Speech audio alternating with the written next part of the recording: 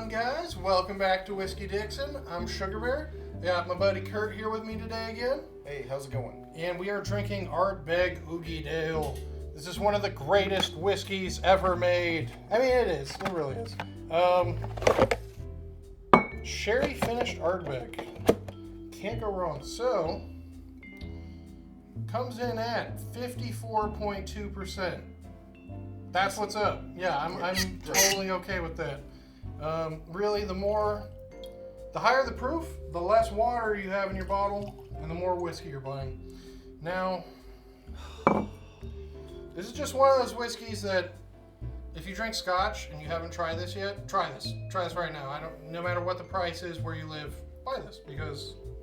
Yeah, this is not for the faint of heart. This is a serious whiskey. Yeah. If you're some people can't handle the Islay whiskey. If you're a Glenlivet drinker, avoid this. But if you're starting to dip your toes into the world of the Islay whiskeys, the peaty, smoky, briny whiskeys, this is one of the best examples. And what's interesting with this is the sherry cask finish gives it a more sophisticated character. It's a little less muddy and earthy than a lot of the Ardbegs. My favorite Islay's from pretty much every distillery are sherry finished. I love the peat, but sherry finish, it gives it that color that browns it out. Sherry sort of tames down, it polishes those rough edges on a whiskey, and this is probably one of the best, if not the best, examples of that.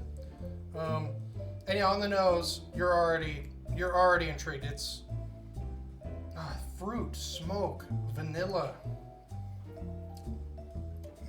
For 54%. I can't think of a whiskey with more flavor. Like, just so much flavor. Yeah. Oh my God. So, it's salty. It's got vanilla. The salt, the brine is actually up front, and then as that fades away, the peat and the salt fade, and it becomes so fruity. It becomes so sophisticated, so rounded. And when you're drinking a whiskey this strong, it's probably a good idea to add just a tiny splash of water. So for once you see us with the little whiskey pitcher here. Boop. So we'll do a tiny splash, see if it opens up a bit. Although honestly, neat is shockingly good. I mean, I would almost say it doesn't need water, but it's a good idea to put water in anything that's well over 100 proof.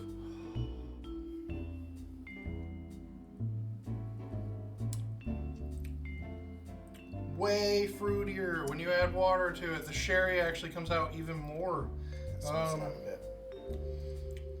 God, it's hard to even describe the tasting notes on this. Not because I can't, but because it's so good. I'm just enjoying this a little too much, I think.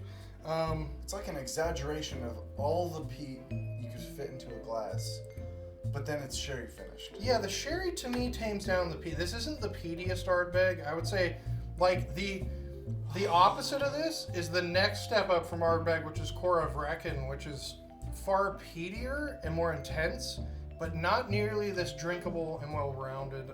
The balance going on here between fruit, peat, maritime notes is a beautiful thing. It's really just one of those whiskeys, like you take a sip and you have to think about it. This isn't something I would take to like a party.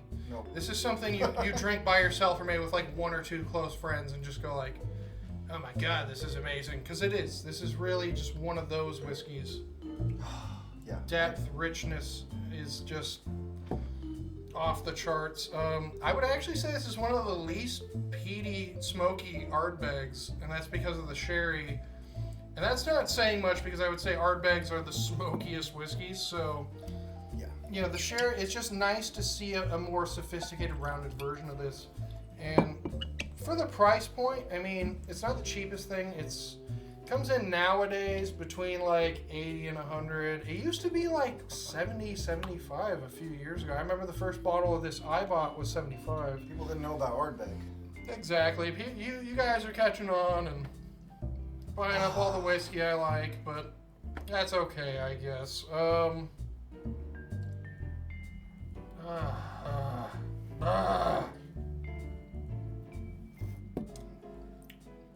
love Ardbeg. That's like too good.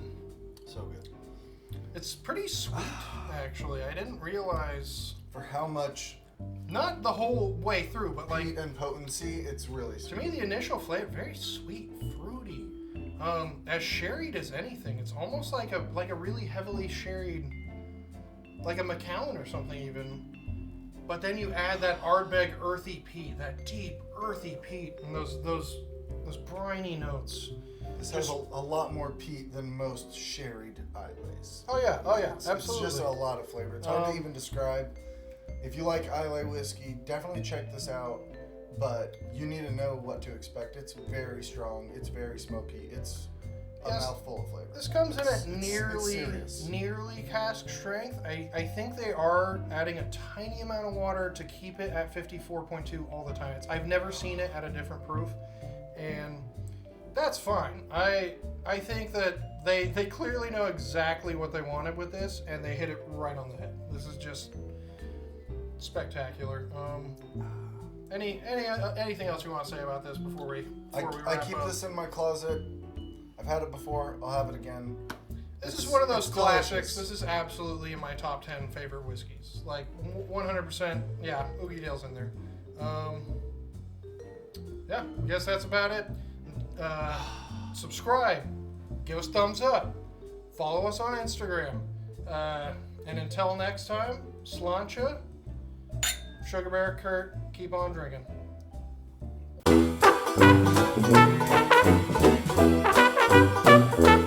Thank you.